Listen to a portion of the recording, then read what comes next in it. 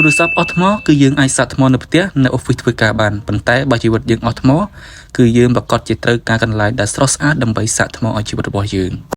នៅក្នុងវីដេអូនេះខ្ញុំបាទនឹងបង្ហាញអំពីកន្លែងសាកថ្មជីវិតដ៏ស្រស់ស្អាតមួយគឺទីក្រុងដាឡាត់គឺជាទីក្រុងមួយនៅក្នុងខេត្តឡឹមដុងប្រទេសវៀតណាមភាគកណ្ដាលដាឡាត់គឺជាទីក្រុងទេសចរណ៍ដ៏ល្បីមួយនៅភាគខាងត្បូងប្រទេសវៀតណាមដែលមានឈ្មោះល្បីថាទីក្រុងនៃផ្កាខាងដើមវីដេអូខ្ញុំបាទបានបង្ហាញនៅសួនផ្កាជាច្រើនដែលខ្ញុំបានទៅច្រើនកន្លែងហើយឥឡូវនេះយើងនឹងបង្ហាញអំពីផ្សាររាត្រីមួយកន្លែងទៀតនៅក្រុងដាឡាត់នៅពេលយប់គឺមានមនុស្សអ៊ូអរជាច្រើនមកទស្សនានិងញ៉ាំអាហារប្លែកៗនៅតាមដងផ្លូវក៏ដូចជាទិញវត្ថុអនុស្សាវរីយ៍ជាច្រើននៅទីនោះតោះបងប្អូនឥឡូវនេះមកតាមខ្ញុំបាទឆៃខ្ញុំនឹងជូនបងប្អូនមកលេងនៅហាងកាហ្វេមួយកន្លែង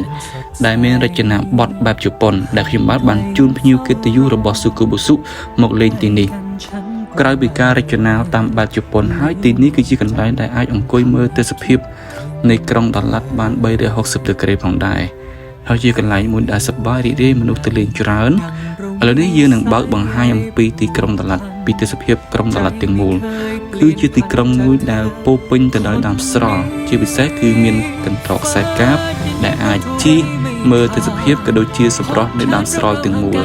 ឡូវនេះអញ្ជើញមើលទាំងអស់គ្នានេះបានគេហៅថាទីក្រុងនៃផ្កានិងទីក្រុងដើមស្រល់មែនព្រោះងាកទៅខាងណាក៏ឃើញដើមស្រល់ងាកទៅខាងណាក៏ឃើញសម្រស់នៃផ្កាអញ្ចឹងហើយបានជាភ្ញៀវកិត្តិយសក៏ដូចជាបងប្អូនដែលចង់ដើរកម្សាន្តកុំភ្លេចសេវាកម្មទេសចររបស់ស៊ូគូប៊ូស៊ុនឹងជួនពុកម៉ែបងប្អូនមកលេងដាឡាត់មកស្រូបយកសម្រស់នៃផ្កាស្រូបយកក្លិននៃផ្កានៅដាឡាត់ព្រោះសម្បូរផ្កាមែនទែនអរគុណពុកម៉ែបងប្អូនអរគ្នាឥឡូវនេះខ្ញុំបាទសូមបង្ហាញសួនផ្កាតែប៉ុណ្ណេះសិនជួបគ្នានៅវីដេអូក្រោយសូមជួយ like ជួយ share ផងបាទ